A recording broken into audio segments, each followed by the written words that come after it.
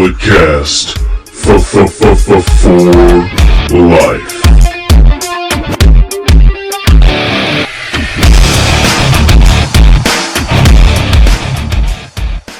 Ladies and gentlemen, for the first time ever, we are doing a second recap of WrestleMania. Why? Because it was the second night of WrestleMania 36. I'm your host, the Podfather, retained the Bulletcast title yet again. I'm one of the greatest champions in sports, in entertainment, or in sports entertainment. That's just how it has to be. I'm joined by my co-host. He's my tag team partner, the man that could not dethrone me last night or tonight for the granddaddy of them all. He's the Jimmy to my J, the Toad to my R, and the Stevie Ray to my Booker T. Ladies and gentlemen, he is Brandon Tanguma, BT, Canadian Destroyer, host of the award-winning Under the Radar, host of Creative Curveballs and Chair Shots. What's going on, man? Another Mania day down in the books. You know, Phillip, I'm doing just fine. Unfortunately, I didn't get the title. It's okay. Good thing I made that last-minute decision at the end of the first podcast to make the deficit a little bit. Dominic, turn off the TikTok. Jesus. Oh, anyways. Does Dominic want to make another run-in? Dominic, would you like to embarrass yourself and make a run-in? Maybe at the end. Maybe at the end? Maybe at the end he'll give his full thoughts on the thing. Or you can go and listen to Curveballs and Chair Shots where we'll do our own podcast. That's a possibility. Dominic has a TikTok? Dominic does have a TikTok. Follow Dominic on TikTok. What's your at? He hasn't made it. Oh. Okay. Was he like 25? Yeah, he is 25. I got a TikTok too, and it's amazing. Look, if thirst traps, memes, cat dog videos. Here, guys, be honest with you. You know, if you're a grown man, like 21 and up, and you have a TikTok, and you're not an entertainer or a celebrity, what are you doing? What are you doing? During these quarantines, Phillip, I need to entertain myself somehow, and I've turned to TikTok. Nice crop top. Oh, studio audience crop top? Mm-hmm. Shout out to the studio audience. Shout out to the studio audience. Yep. Now tell her she's famous now. You're famous now. Alright, DMs will be blowing up soon. Alright, ladies and gentlemen, we have to talk about WrestleMania Night 2. The first match on the main card was... we could talk about the pre-show real quick. Congratulations to Liv Morgan. You only live once. She defeats Natty. Give it a C+. I watched it, and I'll grade it. There we go. I did not watch it. I was too busy in line to get pizza, risking my life. But it was worth it. Oh, man. Unfortunately, I didn't see the match. Shout out my girl, Liv Morgan. She got the dub. That's all that matters. That's all that matters. The NXT Women's Championship, Charolette Flair, on her 34th birthday, becomes a two-time NXT Women's Champion. She defeated Rhea Ripley, who was channeling her inner Vegeta, trying to go Super Saiyan. She had to bow down to the Queen. It was a simple, old-school match. I'm going to target your leg, then I'm going to lock on my submission, and you're going to tap out. This was really good, man. I'm going to give this match an A. I agree with you. I think I'll give it maybe like a A-. Maybe I'll give it an A-. Why not? I thought this was probably, out of all the matches on both nights, the most well-wrestled show, the most, traditional wrestling match on the entire card. And yes, there was no crowd, so that does hurt it. But I think they told a good enough story. Being the opening match, it does get a little bit more of a pass because it didn't go super long like another match we're going to talk about. But overall, I thought it was good. When we did the preview, I was going back and forth of what they would do, and it seems they're going with Charlotte. I kind of understand it. I'm not a big fan of having your top babyface tap out like that, so I'm just going to wait and see. And, we got a number one contendership ladder match coming up on NXT, so maybe Io Shirai or Candice LeRae will be the next competitor to challenge Charlotte for the NXT title. Absolutely. Next up, we have Bobby Lashley taking a big L to Aleister Black. I'm going to give this match a B. Brandon, tell us what happened. Well, what did happen on this match? I mean, not a lot really happened. It went 7 minutes. Bobby Lashley beat up Aleister Black for a long period of time. Then Aleister Black hit the Black Mass out of nowhere, and boom. And Bobby Lashley doing his best Hulk Hogan impression, just kicking out at like 3.5 and then getting up and not selling the Black Mass whatsoever. That's kind of how it happens. I mean, Black struggled with Lashley's power early on, taking a belly-to-belly suplex on the outside. Black eventually took over with his striking game after Lana convincingly had Lashley stop and tire out. Lashley sporting the new long tights. Oh, excuse me, I'm a fan. I'm a fan of the new long tights, and I'm a fan of Lana as a brunette. No longer a blonde. Anyway, Lashley. TikTok. Lana is a major star on TikTok. Lana is a major star on TikTok. She's over 21, so. I mean, she's a woman. It's okay. Oh, so older men can't have it. No, it's creepy. Yeah. I guess I'm creepy. Hey, you said that. I did not. I didn't say a word. Anyway, go follow Lana on TikTok. I think it's like WWE Lana or something like that. Very entertaining, I've seen the TikToks. I'm a fan. She posts most of them on her Instagram anyways. Exactly, Yep. Doop. I told my roommate, he's a big wrestling fan, I told him the doop story, and he damn near lost his mind. He popped like, I don't know, it was like Kerry Von Erich beating Hogan for the title in '84. So that was interesting to see. Yeah, man. Anyway, Bobby Lashley was going to go for the Dominator, and then Lana spear him, and Lashley does have a nice spear, and then he just got kicked in the face. Yowzers. Anything else about Lashley, Black, and Lana? Not really. I didn't give my grade. I think I'll give it like a C+. This match, along with the Raw Tag Title match, could have been on Raw. You could have taken this off, and I really wouldn't have mattered. I didn't think you should have had this match in the first place. It didn't have any build whatsoever going into it, so... it wasn't terrible, but it wasn't great either. Yeah, this next match I'm going to give a C+. Otis defeats Dolph Ziggler. This match suffered a lot because it was paced for a live crowd, and this story was really told for a live crowd. Sonya Deville, who was criminally underrated, accompanies my boy Dolph Ziggler to the ring. Honest to God, I wouldn't have a problem with Deville being his insurance policy. I think that'd be dope. I'd love to see that. Hell, Deville, get my boy Dolph back to the world title picture. Let's do it. Let's absolutely do that. So eventually Mandy Rose popped huge for her music because I'm a big Mandy mark. She comes down there, slaps Deville, starts throwing hands with her. Otis eventually beats Dolph Ziggler, and he gets his girl. Otis is winning for the big boys, for the hefty boys, for the tanks. Picks her up, plants that big old kiss on her, and carries her to the back. Congratulations to Otis, man. Yeah, as you said, this match would have been so much better with a live crowd. It was kind of old school in a way, telling the story of the big lovable oaf getting the girl. The crowd probably would have went crazy for it. It was early on in the show enough to where the crowd would have been super hot. Even if it was late in the show, I think if you kind of shorten the match up, make it like 5 minutes, the crowd would have ate this up. But this match wasn't wrestled like a WrestleMania classic by any means, but told a good story. It was what you thought it was. I was happy that they finally gave us, some sort of inkling that Mandy actually does like Otis on SmackDown. So then the payoff happened. It was fine. It's kind of a little. I don't know if it was too obvious, but maybe some Lita Trish Stratus vibes when Mandy and Sony were attacking each other, because Sonya's going a little darker now. She's like, kind of wearing the all black, being a little. She's a metalhead now. Yeah, there you go. Alright, we're going to move on to Randy Orton versus Edge, last man standing. The build to this was very good. This match did go on quite a little bit too long.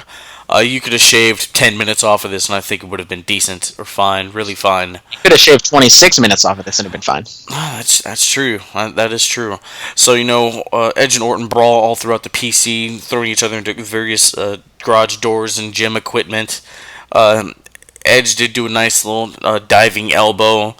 Then they're on top of a truck. Edge hits Randy with a spear. Randy hits him with an RKO, and then the final the final sequence of the match, was the concerto Edge delivers to Randy, and he gets the 10 count. And Edge wins his first singles match back in 9 years. Yesterday was the anniversary of his last match ever. So, congratulations to Edge.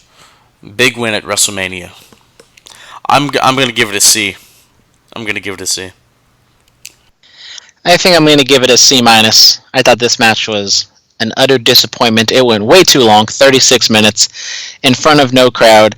I've always said that I'm not a big fan of the last man standing matches to begin with. This match went way too long. And when they went to the back and they fought in the gym, Randy Orton went to go hang Edge at some gym equipment a week after the Chris Benoit documentary came out. So I don't think that, I don't think in each wrestling match you should have wrestlers trying to hang the other one on gym equipment. Dude, that didn't even cross my mind. Oh, Jesus. That's not good at all. Gronk is the 24/7 champion. Yeah, that happened. You didn't see this coming? Come on. I'm still not a fan of Gronk. We got some fan mail, but I'm gonna get to that one once it's time for that. I'm gonna get to this other one when it's time for that. And Brightest Day X has really just been blowing up the DMs on Instagram, man. With 9 of them. Are you With all the great work he does for the podcast and for Curveballs and Chair Shots, and Brightest Day X can send as many DMs as he wants. No, absolutely. Rhea and Charlotte put on a great, super aggressive match. For whatever Lashley versus Black was, it was okay, I guess. I believe in love again. Mandy and Otis can now live happily ever after. Great storytelling with Edge and Orton, but it felt a little too long, absolutely. Of course, Gronk wins the 24/7 title. I'm surprised it took this long. Alright, so that's that, and then let's get back to the card. And now we have the Street Profits. They bring the swag like nobody can. They defeat Angel Garza and Austin Theory to retain their Raw Tag Team Championships. I'll give this a C. Brandon? Yeah, I mean, a C is perfectly fine. 6 minutes, this could have been a Raw match. This match shouldn't have happened to begin with Andrade being out. I mean, everything was just kind of so discombobulated and kind of mashed together that I understand, get all the titles on the card, but this really didn't have to take place. And luckily, after what happened with Edge and Orton going so long, they didn't go over 10 minutes, which I appreciate. And the Street Profits won as they should. Absolutely. And then we also have... What else did he send? Cool to see Belair come to her husband's aid. Yeah, I thought that was really cool, man. To see Bianca Belair get her little WrestleMania shine in the Performance Center. I thought that was nice.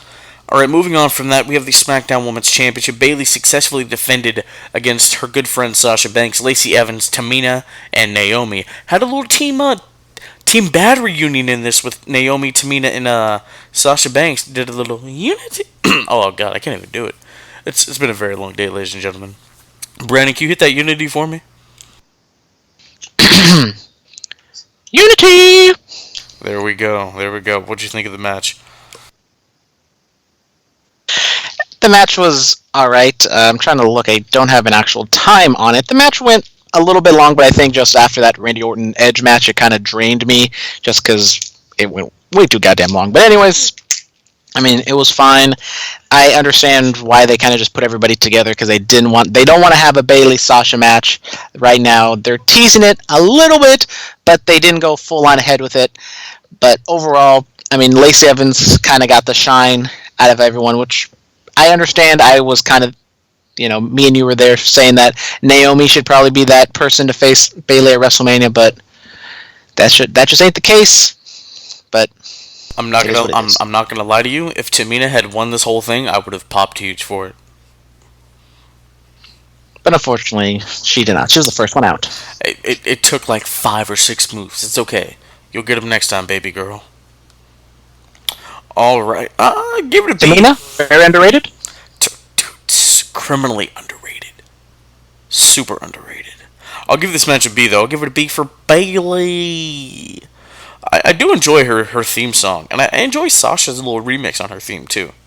She did the little Eddie shimmy when she was walking down the ramp. I'm like, okay, viva la raza, I see it. All right, next up, ladies and gentlemen, the Firefly Funhouse match. The Fiend Bray Wyatt beats John Cena. Dude, I'm gonna give this an A. And here's why.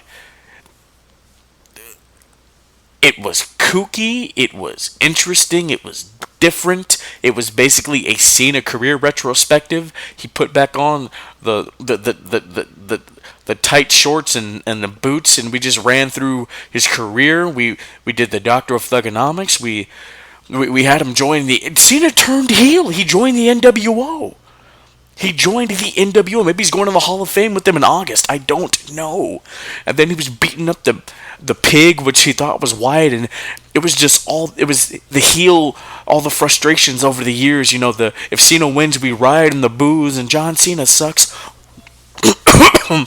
Excuse me, I'm getting very... Uh-oh. No. It's not that. It's not that. I promise you it's not that. Just getting very passionate about it. I took a wrong gulp of the Angry Orchard. That's all that happened here. Yeah, it's just all the frustrations coming out, you know? And then they went back to WrestleMania 30, you know? They had a lot of costume changes in this, and I really dug it. Bray was basically saying, you know, my prophecy couldn't be fulfilled because of you, so finish the job, John. Finish the job. Excuse me, John takes that swing, doesn't hit him. Eventually, the Fiend appears. Mandible Claw, Sister Abigail, 1, 2, 3. Bray Wyatt beats John Cena. I like this match. I didn't think it was as good as the Boneyard match. I'll give it a B+. I enjoyed it. I like kind of the little qualms and little digs here and there. I did like the ruthless aggression, John Cena coming out, and Bray Wyatt saying, "You can look, but you can't touch." Hey, for the look you can't touch, I popped huge for that. I was like, oh my god, he went there. And then Mr. Bossman on commentary saying, "That's good. That's good shit." I popped huge for that too. That was great. That was great. All right, ladies and gentlemen, and now here it is. The title of record was on the line. Brock Lesnar versus Drew McIntyre for the WWE Championship.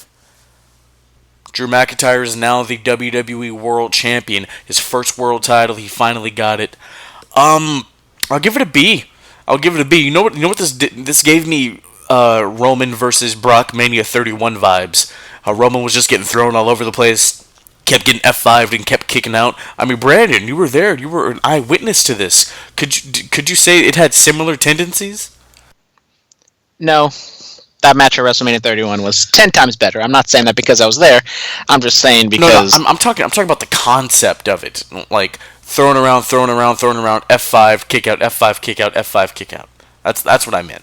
There was multiple moves besides their finishers that was being utilized during the match. I'm talking about the general basis of that match. I mean, look, 31, that's probably one of Roman's best matches. I'm not going to lie, but with what happened here, you know? And honestly, I'm shocked that they put the title on him. I am. I really, really am, you know? I think Paul Heyman's face said it all. Like, what? Really? I thought, you know, just keep it on Brock and let Drew eventually get to Brock somehow, maybe at SummerSlam, and then the crowd's behind Drew, and then the massive pop when he hit that Claymore, heard around the world, and could have became the world champion. But no, they decided to go with him here. Vince decided to go with the chosen one finally. You know, congratulations to him. Congratulations to Baby Huey and Bimbo Jimbo. You know, they interviewed Drew McIntyre. He goes on and achieves ultimate success.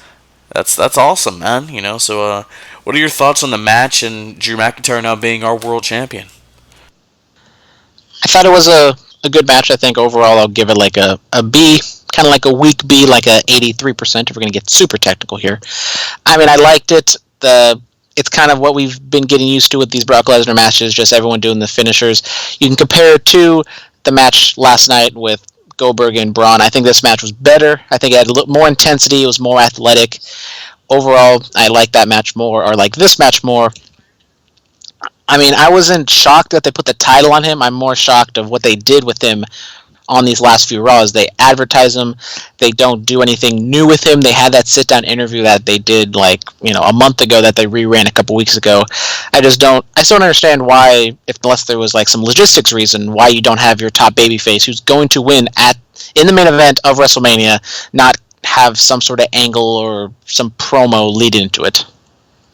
Absolutely. Now, if you look at it, 2/3 of 3MB have been world champion. You thought they were just some jabrones playing air guitar, but no. We had the modern-day Maharaja, Jinder Mahal, waiting for him to get back to the title picture after his injury. And then Drew McIntyre. Heath, buddy, I know you got kids. You're the next one. I mean, no, really. If Heath Slater wins the WWE Championship, 3MB would be the only group or faction, whatever you want to call them, group, that would become world champions. And the only other group that's ever done that is Evolution. Or the Shield, you know what I'm saying? Like, they'd be joining some pretty high class if that were to happen. Isn't that fascinating? Heath Slater, Royal Rumble 2021 winner. Dude, book it right now. Make it happen. Make it happen.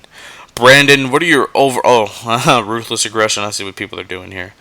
Let's go back to the fan mail real quick. Hootie Who 420. What do you go? Drew deserved a much better bout and moment than that, but congrats, champ. Yeah, absolutely. Congratulations to him. Jack of all trades. What a time warp the Funhouse match was. Yes, it was. It absolutely was that. We went back in time. Kudos to Cena. He didn't have to do that. He didn't have to put up with any of that, but he did. I don't think you can disrespect Cena anymore. The guy put up with some of the most kooky, corny stuff I've ever seen. But he and Bray made it work, and that's all that really matters.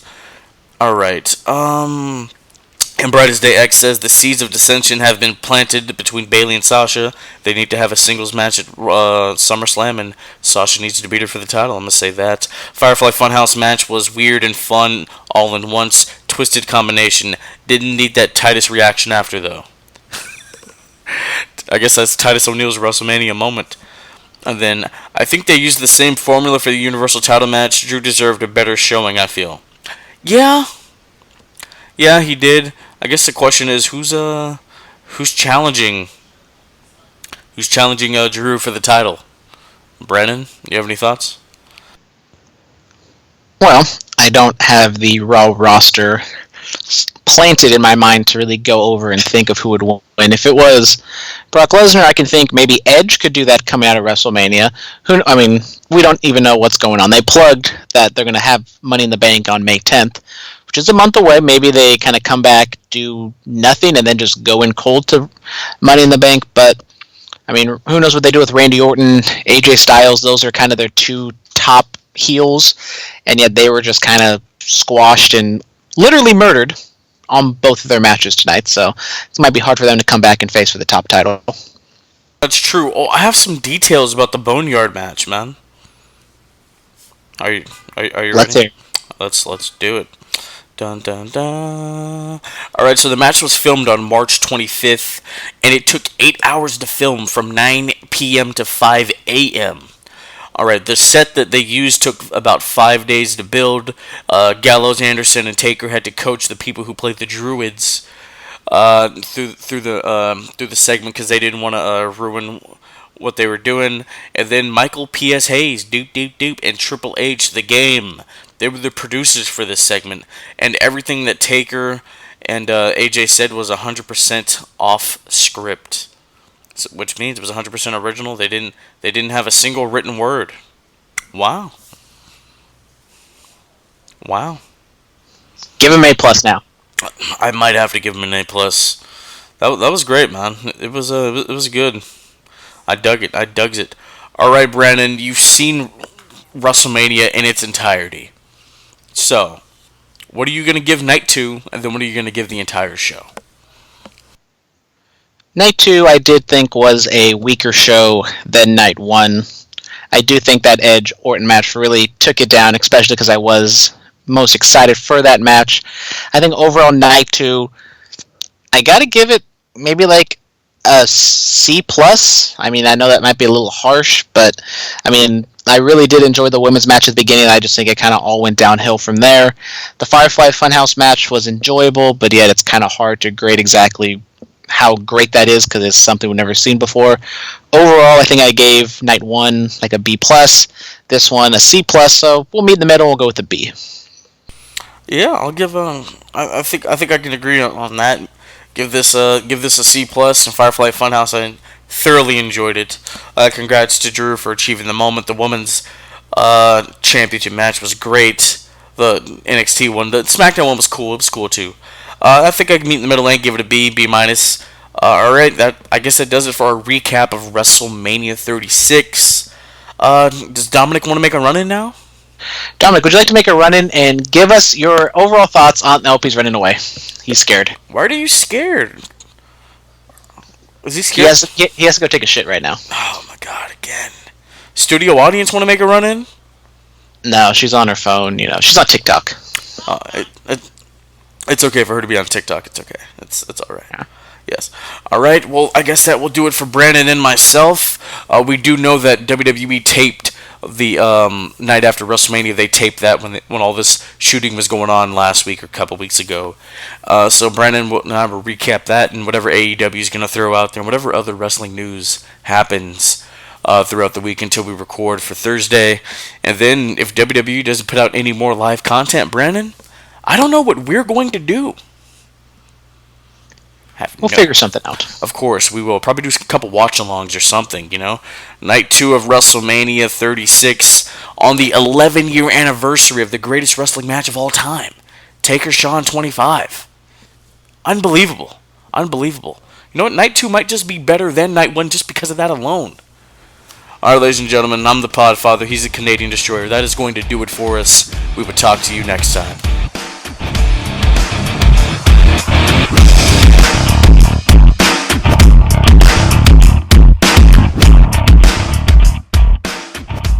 This has been the Bulletcast. Thank you for listening.